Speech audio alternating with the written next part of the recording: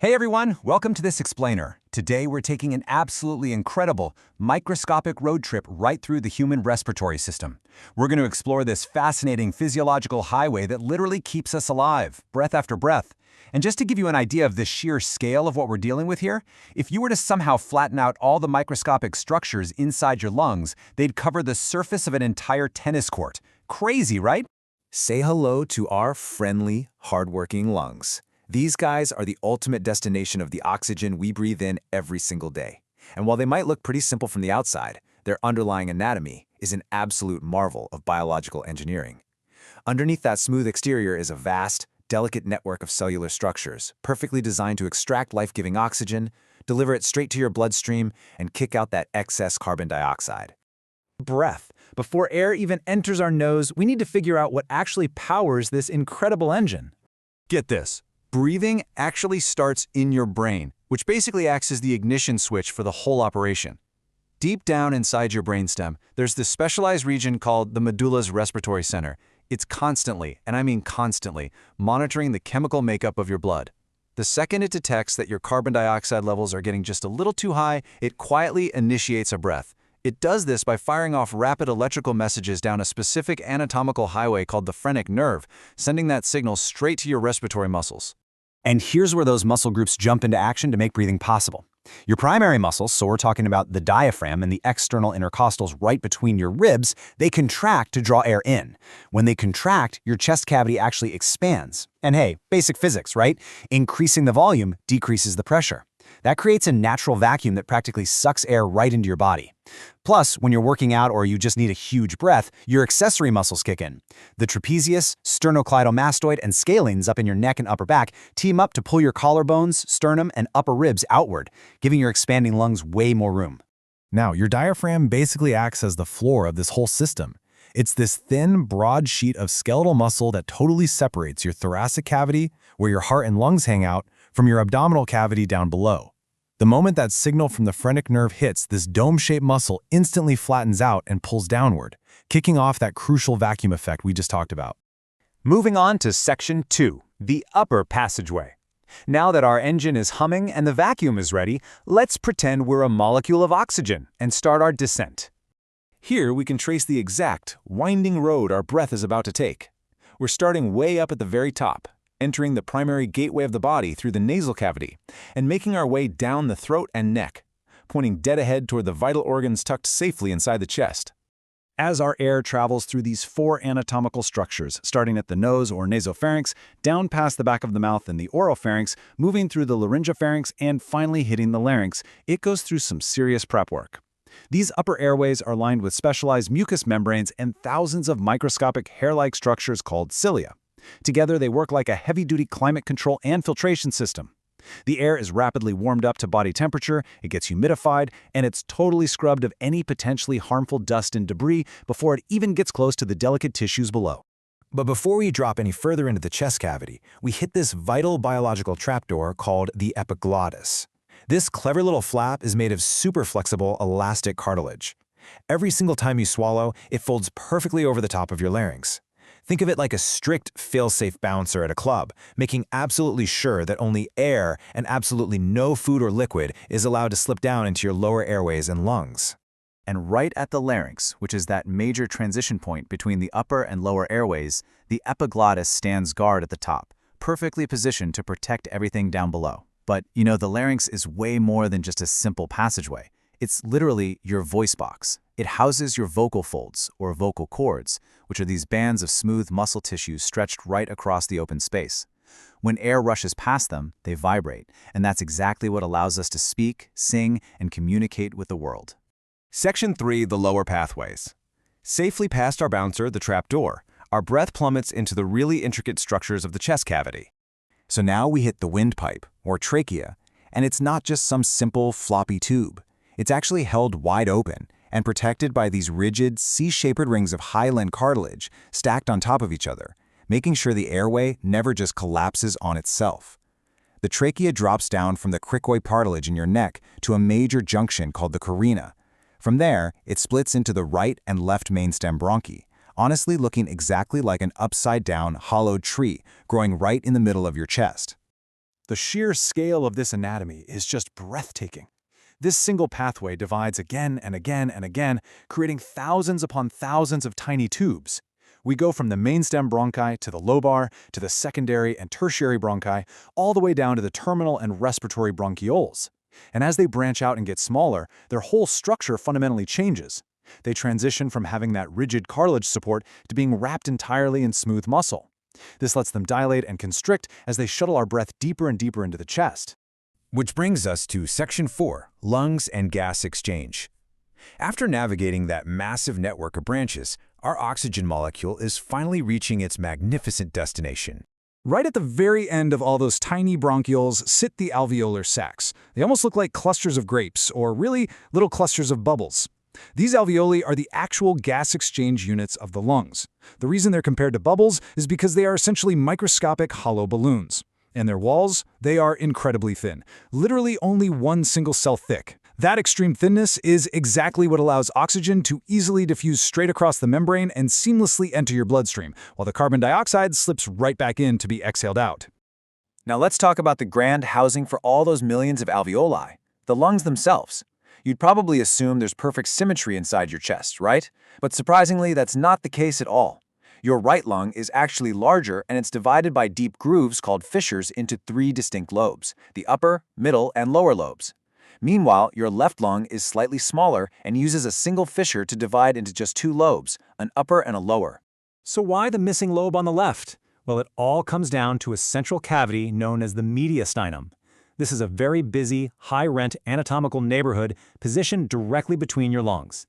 It's carved out specifically to make room for your great vessels, the esophagus, the trachea, and of course your beating heart.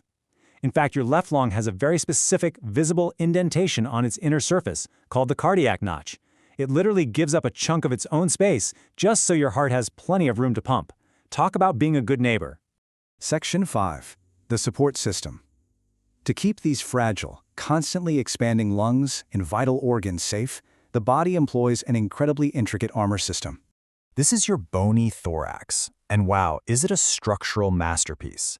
It combines your clavicles, your sternum right in the front, your scapulae in the back, 12 full sets of ribs wrapping completely around, and 12 thoracic vertebrae supporting your spine. Altogether, they create this robust, super secure house for the entire respiratory engine we've been exploring. The brilliance of this cage is that it's highly rigid to protect you from blunt impacts, but it's still flexible enough at the joints to expand outward and upward every single time you inhale. But think about it. Rubbing delicate, expanding lung tissue right up against hard bone would naturally cause a ton of damage over time. So the body solves that problem with a double-layered membrane system called the pleura. Each lung is essentially shrink-wrapped in a layer called the visceral pleura, while the inside of your chest cavity is lined with the parietal pleura. Tucked right between them is a microscopic gap filled with lubricating pleural fluid. And this fluid doesn't just stop friction, the surface tension of the liquid actually creates a sort of vacuum seal. It essentially glues the outside of your lungs to the inside of your chest wall, physically pulling your lungs wide open against your ribs. On mastering a truly fundamental clinical skill, the respiratory physical examination. We're going to break this wealth of clinical data down into a highly memorable 4-phase framework: inspection, palpation, percussion, and auscultation. Whether you're just refreshing your knowledge or mapping out your clinical workflow for the first time, this step-by-step approach is absolutely going to elevate your assessment game. Okay, here is the agenda for our assessment roadmap. We'll start with 1, mapping the respiratory system, and then move through 2, Phase 1, inspection, 3, Phase 2, palpation, 4, Phase 3, percussion, and 5, Phase 4, auscultation. Mapping the respiratory system. Let's get our bearings. Right, so before we even touch or listen to a patient, we literally have to establish our spatial geography. This is crucial so we can accurately and universally describe exactly where we find things. On the front, you're looking for landmarks like the suprasternal notch, the manubrium, and the angle of Louis. On the back, you want to anchor yourself using the spinous process of C7 and the scapula. Now, the golden rule here, you always examine the back of the chest first, you compare one side to the other, and then you move to the front. You also want to check out the chest from the side, just to make sure that side-to-side diameter is greater than the front-to-back diameter. Phase 1, inspection. Never underestimate this first phase. Your careful observation is literally your very first diagnostic tool. To make sure you don't miss anything abnormal, you can use a simple mental checklist called the cramp memory board. Think of it as looking for anything that might put a cramp in your patient's breathing. It stands for chest wall asymmetry, respiratory rate and pattern, accessory muscle use, masses or scars, and paradoxical movement. While you're at it, definitely watch out for pursed lips or flared nostrils, because those are immediate visual cues that a patient is in respiratory distress. Now, when you're evaluating that R in cramp, the respiratory rate, you've got to count breaths for a full minute to establish a true baseline. You're looking for an even, regular pattern, maybe with an occasional deep sigh. Normal adult breathing sits right at 12 to 20 breaths per minute. But to put things into perspective, it's pretty wild to note that an infant's breathing rate can actually hit up to 40 breaths a minute. Phase 2, palpation. Okay, so now we use our hands to physically feel what we just observed. Obviously, your touch should be gentle. You don't want to cause any pain. But as you pass your fingers over the thorax, particularly around drainage sites, you might encounter something called subcutaneous crepitus. If you haven't felt it before, it literally feels exactly like puffed rice cereal crackling right under the skin. It's an unmistakable tactile sensation, and it instantly tells you that air is actively leaking from the airways or the lungs. Next up is assessing tactile fremitus. Ask the patient to fold their arms. This helpfully shifts their scapula right out of the way. Then, lightly place your open palms on both sides of their back, keeping your fingers lifted off the skin. Have them say 99 loud enough to actually produce vibrations. If you feel really intense vibrations on one side, it means the tissue there is consolidated. On the flip side, if the vibrations are faint or totally absent, you might be dealing with a bronchial obstruction, emphysema, or even a fluid-filled pleural space. We also need to evaluate chest wall expansion. It's a simple technique. Place your hands on the front of the chest so your thumbs touch right at the second intercostal space. Ask the patient to take a deep breath in and just watch your thumbs. They should separate simultaneously and equally. You then repeat that exact motion down at the fifth intercostal space or near the 10th rib on the back. If you see unequal or asymmetrical expansion, that's a massive red flag for conditions like a pleural effusion, pneumonia, or a pneumothorax. Phase 3, percussion. Tapping the chest wall maps out the boundaries of the lungs and helps us figure out if the underlying tissues are filled with air, fluid, or solid material. But the technique here requires some precision. Place your non-dominant hand flat over the chest wall, pressing firmly with just your middle finger. Position your dominant hand right over it. The absolute secret here is to strictly flex the wrist of your dominant hand, not your elbow, not your upper arm, and just tap the middle finger of your non-dominant hand. What you hear neatly categorizes into auditory clues based on tissue density. A healthy normal lung gives you this nice, long, hollow, resonant sound. But if you tap and hear a short, flat sound, you might be looking at an extensive pleural effusion.